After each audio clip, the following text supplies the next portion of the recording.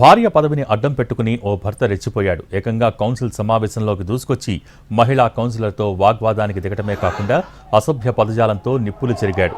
Tenali municipal council సమావేశంలో ఈ ఘటన జరిగింది. కౌన్సిల్ సమావేశంలో జగనన్న కాలనీలో ఇళ్ల నిర్మాణంలో 10 కోట్ల అవినీతి జరిగిందని టీడీపీ కౌన్సిలర్లు ఆరోపించారు. దీనిపై చర్చ జరగాలని పట్టుబట్టారు. ఇదే సమయంలో మున్సిపల్ చైర్మన్ రాధిక భర్త రమేష్ కౌన్సిల్ హాల్లోకి దూసుకొచ్చాడు. టీడీపీ కౌన్సిలర్స్తో వాగ్వాదానికి దిగారు. అజెండాలో లేని అంశంపై ఎలా చర్చిస్తారని నిప్పులు చెరిగారు. కౌన్సిల్ సమావేశంలోకి రావటానికి వీల్లేదని టీడీపీ సభ్యులు అభ్యంతరం చెప్పడంతో మరింత రెచ్చిపోయారు. మహిళా కౌన్సిలర్ అరుణపై ఆగ్రహం వ్యక్తం చేస్తూ అసభ్య పదజాలంతో మాట్లాడారు. వివాదం పెరుగుతుండటంతో సమావేశాన్ని వాయిదా వేశారు. కౌన్సిల్ సమావేశంలోకి రావటమే కాకుండా మహిళా కౌన్సిలర్ను తిట్టడంపై టీడీపీ నేతలు పోలీసులకు ఫిర్యాదు చేశారు. చైర్పర్సన్ రాధిక భర్త రమేష్పై కఠిన చర్యలు తీసుకోవాలని డిమాండ్ చేశారు.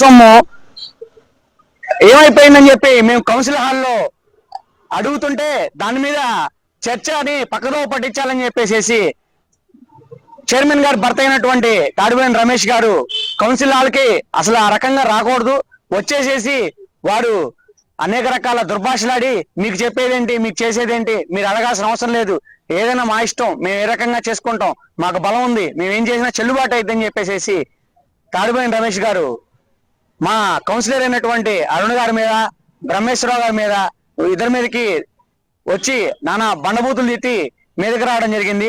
10 కోట్లు. తాడివేని రమేష్ చైర్మన్ గారి భర్త మామూలు బూతులు తిడుతున్నాడు. మీరేంటి ఇదే మేము అంతకుముందు మేము చెప్పాల్సింది ఏముంది అని ఆ మాట అనుకున్న ఇంకా బూతులు తిడతా మాట్లాడుతున్నాడు.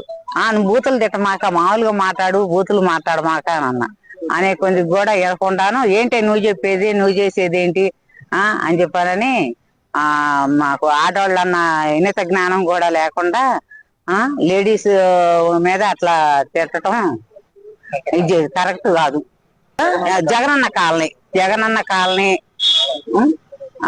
దాని గురించి అడుగుతుంటే మీరేంటి అడిగేది, మీరేంటి చెప్పేది అని మాకు చెప్పాల్సిన అవసరం లేదు, మీరేంటి అని ఆ మాట కూడా అట్లా బూతులు తిడతా అంటున్నా.